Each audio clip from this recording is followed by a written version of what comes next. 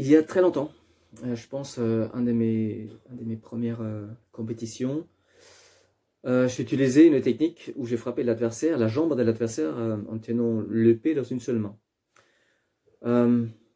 J'ai touché, l'adversaire n'était pas content et le juge m'a dit que c'était pas très fair-play et pas historique. Donc sur le fair-play, ça se discute. Sur l'historique, pas du tout. J'ai utilisé ce qu'on appelle, ou ce que Talofer appelle la geisel. Donc la geisel consiste à frapper la jambe adversaire avec une épée longue, laquelle on prend uniquement avec la main gauche. Mais déjà parler un peu du mot et l'histoire du mot. Donc le terme du moyen-allemand, geisel, est encore utilisé aujourd'hui. Et il a encore la même signification.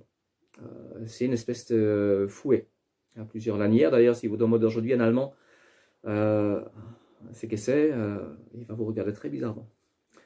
Par contre, si on parle maintenant du vieux haut-allemand, eux, ils utilisaient le terme Geisila. Et Geisila, c'était probablement un bâton ou une hampe. Pendant des années, je pensais que Talofer utilise ce terme pour faire référence à cette fouet du moyen-allemand. Aujourd'hui, je ne suis pas aussi sûr que ça. Je pense qu'il part plutôt de la Kriegsgeisel.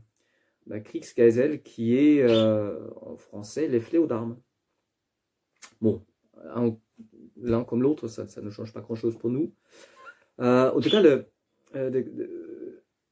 traité où nous parle d'utiliser l'épée longue avec une seule main, il y en a plusieurs. Le plus fameux, ça va être certainement Fiore. Fiore qui ne laisse pas mal des planches sur l'épée à deux mains tenue à une main. D'ailleurs, je vous invite à regarder un vieux film de 2012, d'Artes Belli, où j'ai participé.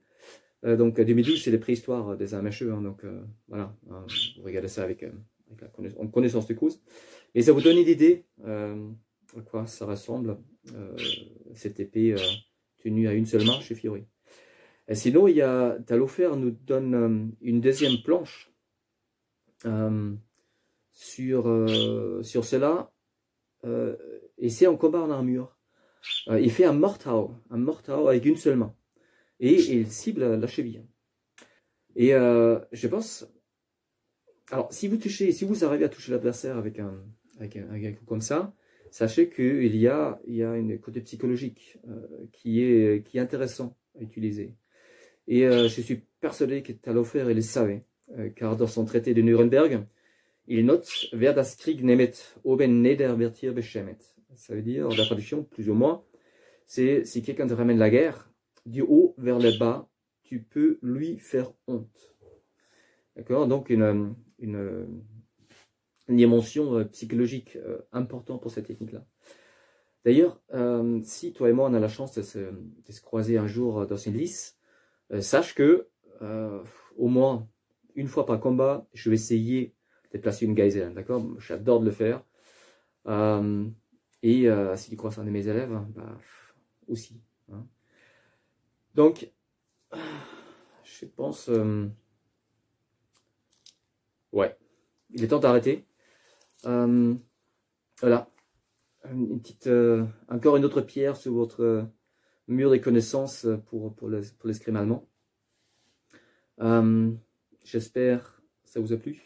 Et je vous dis à très bientôt.